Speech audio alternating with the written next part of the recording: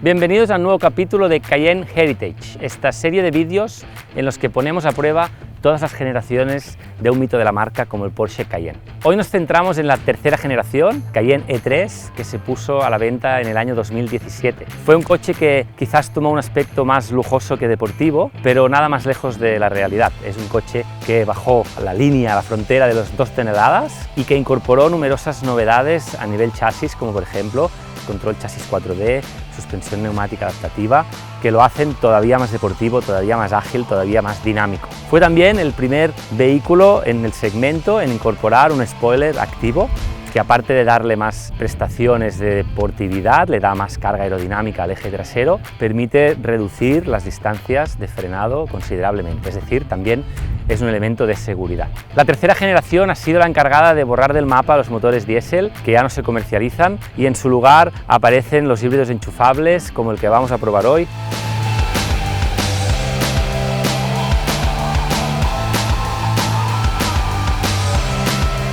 Vamos a poner la prueba en carretera y en el off-road. ¿Me acompañáis?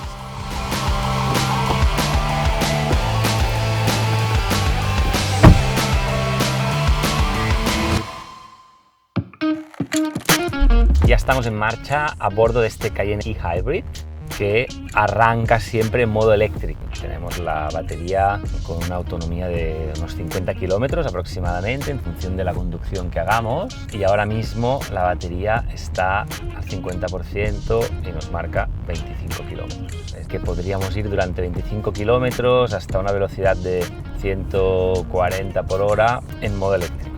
Este Cayenne tiene mucho que explicar, muchos modos de conducción, mucha tecnología. Necesitaríamos casi varios capítulos para profundizar en todos los detalles, pero vamos a hacer un resumen, ¿no? Si nos basamos en los modos de conducción, este modo eléctrico, como hemos visto, es el primero que se selecciona cada vez que arranquemos el coche mientras haya batería disponible, y nos permite hacer una conducción suave. Pensad que el motor eléctrico nos proporciona 116 caballos, es decir, tampoco tenemos un ultra deportivo, pero más que suficiente para desplazarnos, para movernos por la ciudad de forma eficiente. Incluso diría que para un día a día, en trayectos, por ejemplo, de casa a la oficina, de oficina a casa, de menos de 50 kilómetros, nos permite hacerlos perfectamente integrados en el tráfico normal de una ciudad, de una autovía, de una autopista, con consumo cero, ¿no? La ventaja es que después, cuando cambiamos de modo de conducción y nos vamos al modo híbrido, aquí ya se combinan ambos motores. Se pone en marcha el motor de combustión cada vez que el motor eléctrico no puede rendir todo lo que el conductor le exige. El modo híbrido, cuando mejor funciona, es cuando el vehículo tiene un punto de destino en el navegador, sabe a dónde vamos, le decimos a dónde vamos, y él hará una planificación de la ruta decidiendo si guarda batería para los tramos urbanos. Por ejemplo, imaginaros un viaje que acaba en el centro de una ciudad, seguramente guardará batería para usarla donde es más eficiente ir en modo eléctrico, que es en la ciudad y no en la autopista a 120. Si nosotros pasamos a los modos deportivos, Sport y Sport Plus, ya le decimos al coche que se olvide de la eficiencia, que lo que queremos son prestaciones. Y para mí el gran acierto de este Cayenne Hybrid es que el motor eléctrico nos aporta prestaciones. Cada vez que el motor de combustión baja de vueltas, cada vez que el motor de combustión no puede ofrecernos toda su potencia, el motor eléctrico se pone en marcha para darle como un boost, que además vemos aquí en la esfera derecha de la pantalla central. Cuando se activa el motor eléctrico, se alumbra este boost para indicarnos que estamos recibiendo 116 caballos extras provenientes del motor eléctrico, ¿no? Y eso al final es como un turbo, ¿no? Es un motor más pequeño de gasolina, por lo tanto más eficiente, menos consumidor, ayudado por un suplemento de potencia que nos aporta el motor eléctrico. Y esto, la verdad, es que se nota mucho conduciendo y se nota mucho en la dinámica de conducción. La principal diferencia entre el modo Sport y el modo Sport Plus es, por un lado, el chasis, que se pone más deportivo, más duro, más rígido, más estable, también más incómodo. Perdemos algo de confort a bordo, pero Sport Plus no es un modo de viaje confortable, es un modo deportivo para sacarle las máximas prestaciones. Por lo tanto, prescindimos de confort. Un aumento en el régimen de trabajo del cuentavueltas. Eso nos indica que el motor se mantendrá siempre más alto de vueltas, más vivo, con más cerca de su zona de máximo par, de máxima potencia, y un uso de las marchas mucho más extendido en cuanto a vueltas. El cambio de marchas ahora será en su límite y nos permitirá aprovechar todo el rango de potencia de cada marcha, ¿no? Máxima deportividad, sin renunciar a la seguridad, porque no desconectamos ningún tipo de ayuda electrónica, solamente renunciamos en parte al confort y en gran parte a la eficiencia. Pero es lo bonito de los coches híbridos, que nos permiten esta dualidad y que además nos permiten utilizar la tecnología eléctrica para aumentar las prestaciones. Esto Porsche le llamó en su momento Porsche Intelligent Performance, la aplicación de toda esta tecnología eléctrica híbrida a las prestaciones, porque si no, no dejaría de ser un lastre de baterías de motores eléctricos que una vez pasamos a los modos deportivos, si no se usa, no tendría demasiado sentido, ¿no? A nivel de interiores, en esta unidad de Cayenne de tercera generación, Cayenne 3, vemos pues, que se ha incorporado esta pantalla ya horizontal de grandes dimensiones, totalmente táctil, que había incorporado ya antes el Panamera. Igualmente que la consola central, ¿no? Han desaparecido todos los botones analógicos que había en la segunda generación, y aparte de que se ha reducido mucho la cantidad de botones, todos ellos ahora son en un formato táctil, ¿no? Aquí tenemos accesos directos, bueno, a todo el tema de climatización, a todas las opciones del PCM. Los mismos menús que están táctiles en el lado izquierdo de la pantalla los tenemos aquí con botones de acceso directo. Tenemos también los botones de climatización de asientos, refrigeración de asientos y calefacción de asientos, y un par de accesos directos a la configuración del chasis para poner el chasis deportivo, Comfort, Sport o Sport Plus, lo cual afecta también a la altura del chasis y a la rigidez de la suspensión. En modo normal tenemos el chasis en la altura media y un tarado normal. En el modo Sport mantenemos el chasis en la altura media pero un tarado más duro, y en el modo Sport Plus rebajamos la altura del vehículo respecto al suelo y tenemos un tarado todavía más duro llamado Sport Plus. Hemos dicho que el Cayenne ha sido el primer vehículo de su segmento en incorporar un spoiler activo, una aerodinámica activa que, aparte de favorecer en un aumento de prestaciones, ya que aumentamos la carga aerodinámica en el eje trasero, eso hace que tengamos mayor tracción, que tengamos mayor aplomo en el eje trasero, mayor seguridad. Por lo tanto, tardaremos más en llegar al límite de adherencia de este eje trasero. Nos sirve también para reducir las distancias de frenado. Este spoiler lo podemos manualmente extender por si ya anticipamos que vamos a hacer una conducción deportiva, o por si la estética del coche nos gusta más con este spoiler desplegado. E igualmente, cuando se despliega de forma automática, lo podemos replegar, es decir, tenemos el control de abrir y cerrar el spoiler de forma manual, ¿no? La palanca de cambios ha sido también reducida respecto a las segundas generaciones. Ya no es una palanca mecánica que se mueve por la caja de cambios, sino que es un mando electrónico con un recorrido súper corto, que además es cómodo para apoyar la mano cuando, estando parados, queremos interactuar con el navegador. Y esta misma palanca incorpora el botón de parking para dejar el vehículo detenido y frenado. No es la misma P del freno de mano, están muy juntos.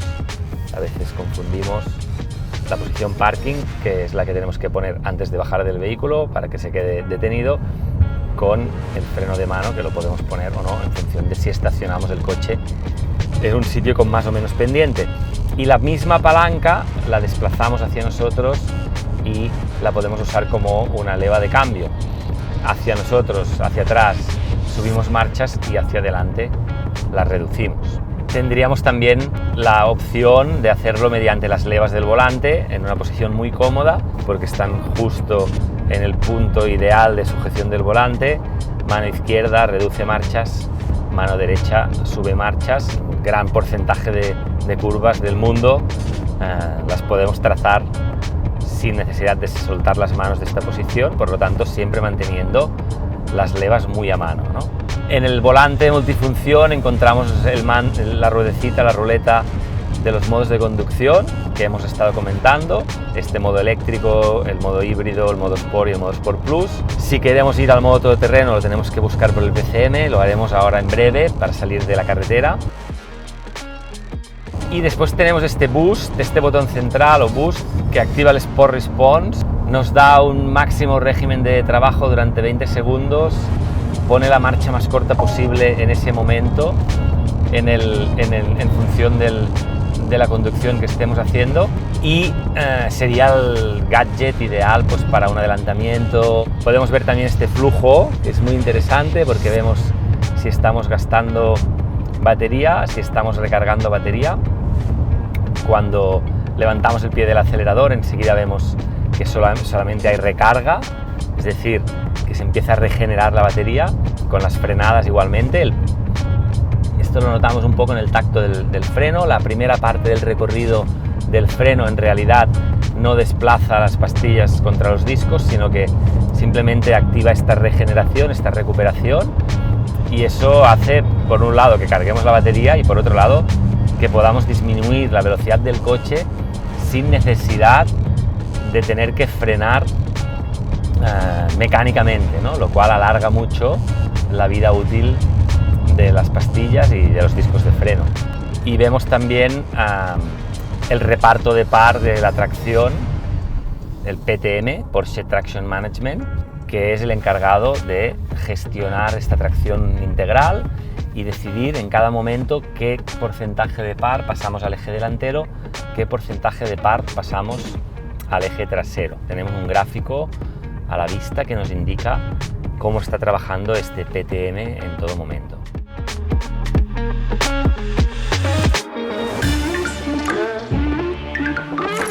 Bueno, ha llegado el momento de poner a prueba esta tercera generación del Cayenne en el off-road, y lo vamos a hacer afrontando exactamente el mismo recorrido de obstáculos que hemos hecho con todos los coches, primera generación, segunda y ahora también esta tercera generación, que no tiene que ser menos en las prestaciones de off-road. Bien, aquí en la pantalla del PC hemos seleccionado el modo off-road y vamos a empezar seleccionando un modo que nos dé algo más de altura libre, como es el caso del modo Rocks, y unos bloqueos de diferencial cerrados, tanto en el central como en el trasero.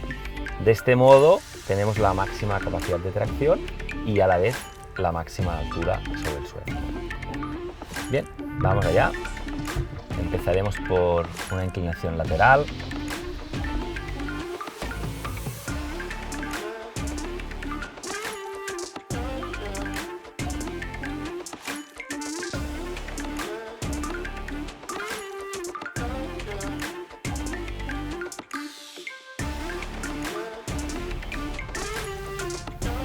Inclinación lateral siempre es un obstáculo que nos da algo de respeto. No estamos acostumbrados como conductores normales, digámoslo así, a ir de lado. Y ahora ponemos a prueba este control de tracción súper suave. Es intrusivo pero no agresivo. Entra de una forma muy elegante, muy silencioso. Esto es mucho más fino que en generaciones anteriores, igual de eficaz, pero mucho más refinado.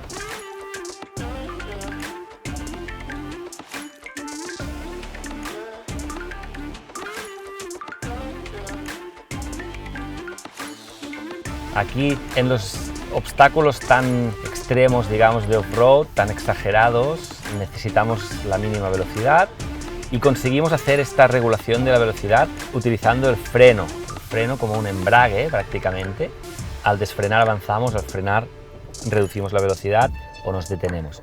Y simplemente jugando, digamos así, con el pedal del freno, podemos ajustar la velocidad necesaria para cada obstáculo, ¿no? En muy raras ocasiones tenemos que tocar el acelerador y es el freno el pedal más utilizado, no solo para frenar, sino también para avanzar y reducir la velocidad del vehículo. Solo cuando soltando todo el freno no es suficiente para que el vehículo se mueva, iríamos a acelerar un poco para reemprender la marcha y darle un poquito más de par a la transmisión.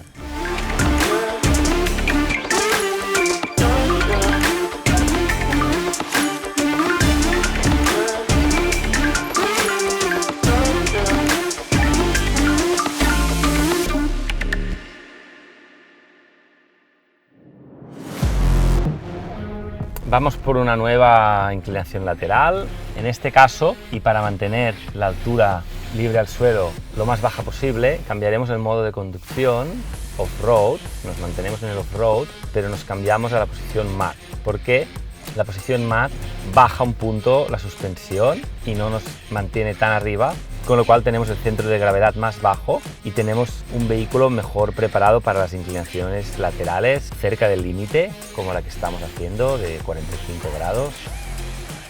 Se nota en los giros cerrados de 180 grados, se nota que tenemos los bloqueos del diferencial activados. Ahora mismo en el modo mat es solo el central el que está activado, pero en el modo rocks llegamos a tener también el trasero.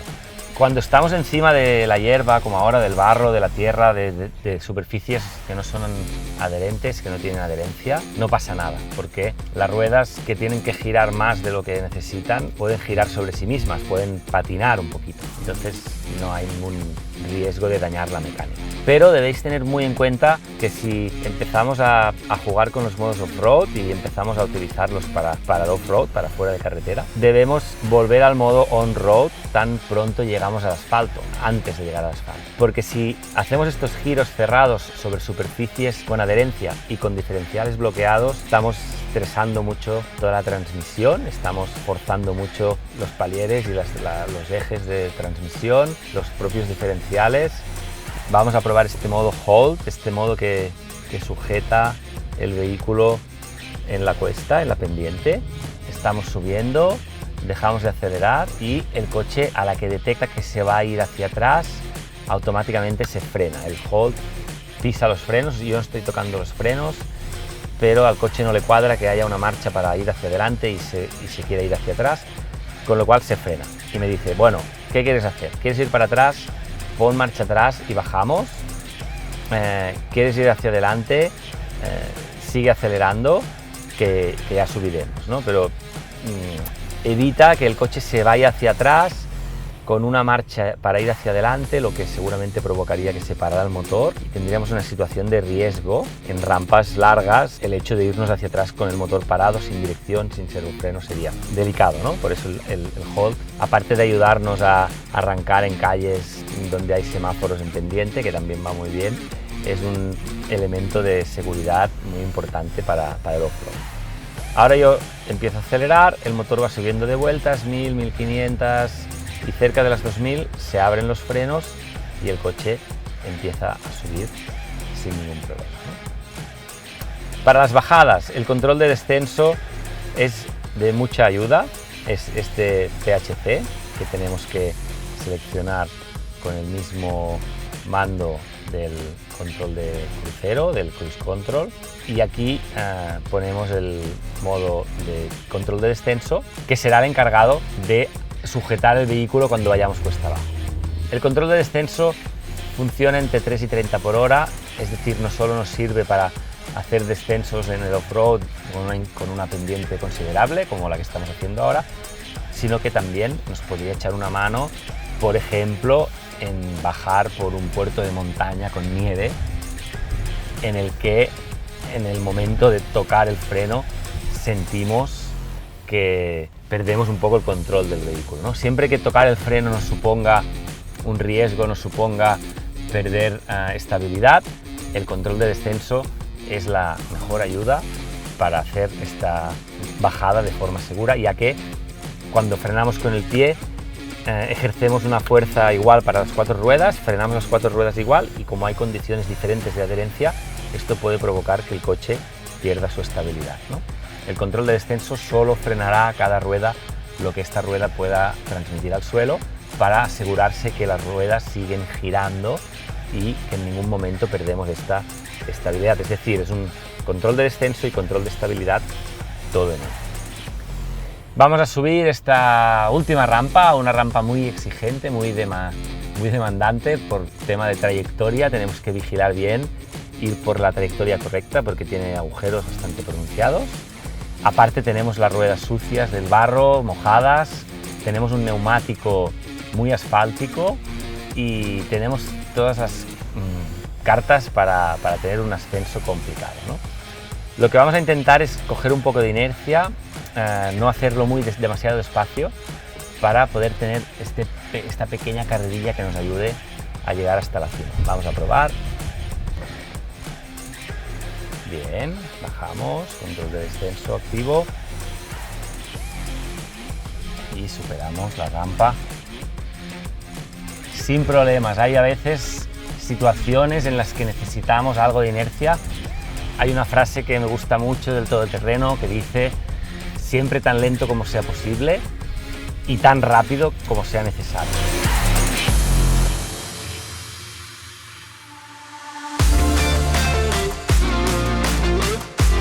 Bien, a modo de conclusión ya sobre este Cayenne 3, el mejor Cayenne de todos los tiempos, sin ninguna duda, y allí me copio una frase que dijo Walter Röhrl una vez que le preguntaron cuál era el mejor GT3 de la historia, ¿no? Y él dijo el último, el actual. Me la apropio y la suscribo para el Cayenne. El mejor Cayenne siempre será el actual, el último, el más moderno, el que incorpora toda la tecnología, y lo hemos visto en esta unidad del E3, un vehículo híbrido con una dualidad increíble de utilización diaria, cero emisiones, esa combinación de energía eléctrica, de prestaciones eléctricas que se suman al motor de combustión y unas prestaciones off-road que se mantienen intactas, y diría más, que se han sofisticado mucho con todos los diferentes modos de conducción, ¿no? Si bien en las primeras generaciones teníamos reductora y teníamos los bloqueos del diferencial mecánicos de activación manual, ahora tenemos esas mismas prestaciones pero sin tener que ser unos expertos en mecánica del automóvil, simplemente entendiendo cómo funcionan los diferentes modos off-road y viendo la pantalla del PCM donde se explica perfectamente qué configuración hace el vehículo en cada uno de los modos. Tenemos unas prestaciones de off-road muy dignas, y eso que hemos hecho la prueba con unos neumáticos 100% de carretera y en un terreno no 100% seco, es decir, que muy satisfechos de la performance de este Cayenne 3, tanto en carretera, donde ya sabíamos que iba a funcionar de maravilla, como en off-road. Todo ello dentro de un habitáculo súper moderno, 100% táctil prácticamente, y con unos niveles de acabado al más alto nivel que nos tiene acostumbrado Porsche. El mejor Cayenne de todos los tiempos, sin duda, y una máquina para conducir todos los días por todos los terrenos.